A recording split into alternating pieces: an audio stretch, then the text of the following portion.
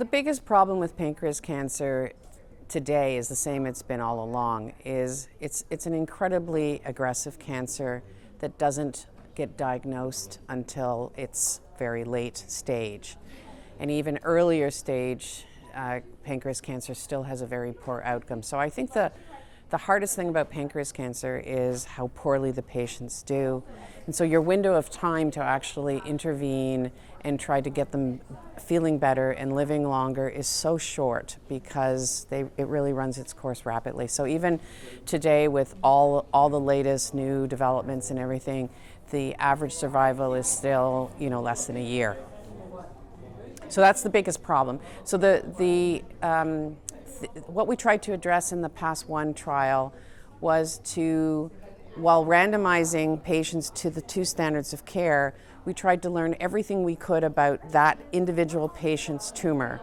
So we looked at, we biopsied and we looked at their genome, their RNA, we grew patient-derived organoids and we did drug testing on them. Anything we could get out of that could, one, inform what to do for them next after standard of care chemo, so sort of the precision second-line choice. But even for the future, go back and now understand why did this one respond and this one didn't, and all of that. And we have sort of the power to ask those kinds of questions because it was randomized between two standards of care.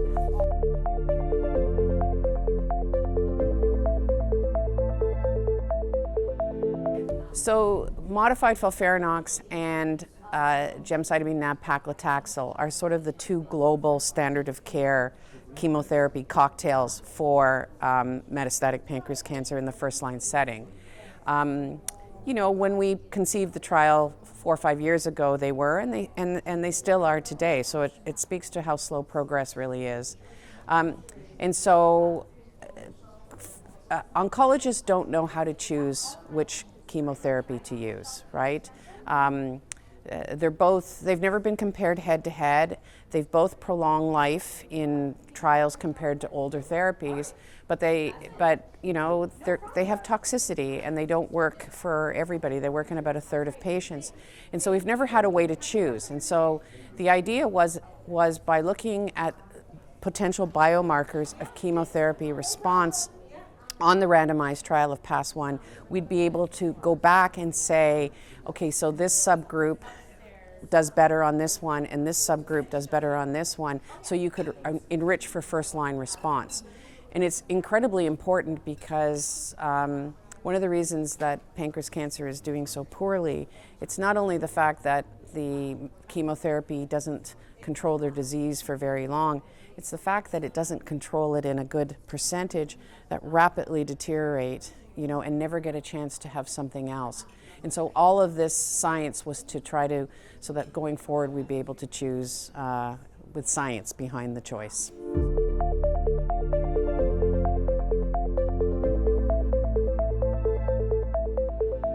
So one of the surprises that has come out of the PASS trial is when we did the randomization of the two chemos, we sort of assumed that the one called FOLFIRINOX would be a little bit better because the previous studies have always shown a little bit better survival with FOLFIRINOX than with gemcitabine nab-paclitaxel.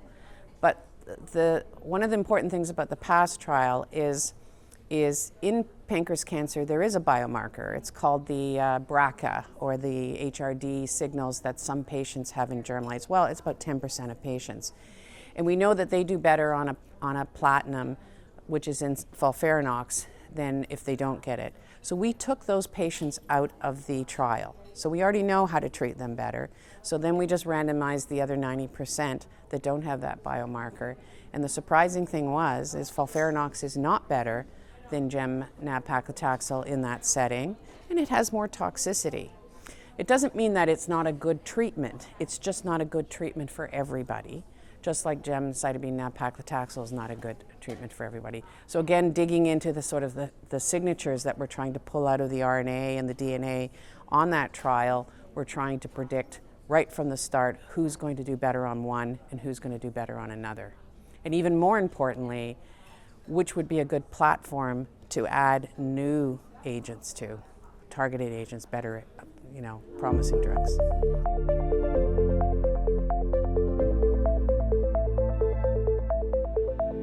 So at this point, we just want it's a small randomized trial. We just want some of the data to mature a little bit. Over the next few months, all the different correlate sub-studies are going to tidy up. And then we're going to integrate all that data and then come forward with some hopefully helpful recommendations. What I would strongly recommend is, although we've been very happy that we've been able to demonstrate that we can find precision choices for patients in the second line, so after their first chemotherapy, in about half of the patients that get to that point, which is much better than in the past, I think it's too late. And I think what we need to be doing is making those bold decisions about a precision choice, plus or minus chemotherapy, right from the beginning to try to get that first line under control and then use other precision choices again afterwards. So that's what I hope. I hope PASS-01 will influence people to start thinking that way and to maybe incorporate those kinds of ideas into their own trial designs for going forward.